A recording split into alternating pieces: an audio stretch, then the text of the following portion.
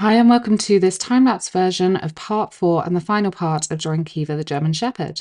So you join us on the right-hand side of the mouth, her left, our right as we look at it. And as I said in part 3, when you do something like a dog's mouth, it's best not to overcomplicate things. You just want to look at the shapes that you're seeing and how they interact with each other. And then as long as you put in exactly what you're seeing, it will turn out looking like a dog's mouth. It can look very complicated to begin with, but you just need to break it down into exactly what you're seeing.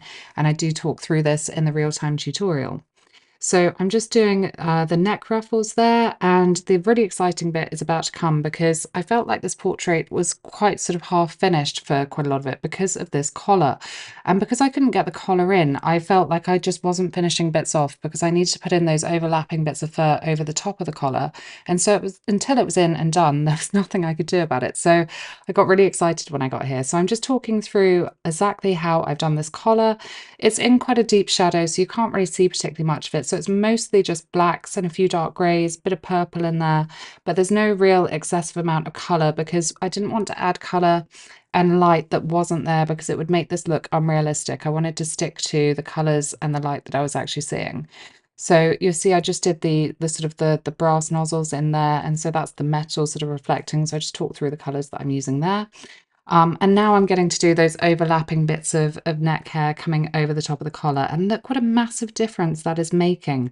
And when you get to this sort of part of the portrait, it does make a huge amount of difference. And you get really happy and you sort of think, wow, this is starting to look like it might be coming together and looking almost finished.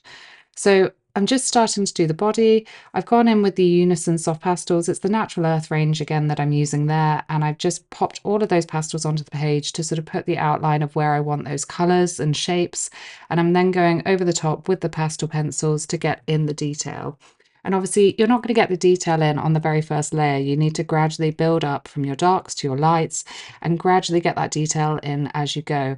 And the more layers that you get in, the more realistic it's going to look because you're creating more depth of fur. So we're just doing the other side of the body now, and then that is the exact same process as used on the other side. There's slightly different color on the two different sides, so slightly different pencils used, but basically the same process. But I talk through everything that I'm doing in the real-time tutorials, so if you do want to join me over on there, that's on Patreon. This one is about 2 hours and 40 minutes, so it finishes off this 4-part series of drawing Keeva. So this tutorial is about 12 hours in length, and I talk through everything that I'm doing step by step, so I guide you through all the pastels that I'm using and how I'm using them to create results. So I'm just going over the mouth and just tidying that up, and then I'm going to go in and do the whiskers as well. And again, I talk through all of this. And then we have a gorgeous German Shepherd portrait finished in front of us. So I hope you've enjoyed this time-lapse version. I'd love to see you over on Patreon for the real-time version. And I will be sharing a new tutorial soon. So I'll see you soon, guys. If you enjoyed this, please do hit subscribe, and I'll see you for the next one. Take care. Bye.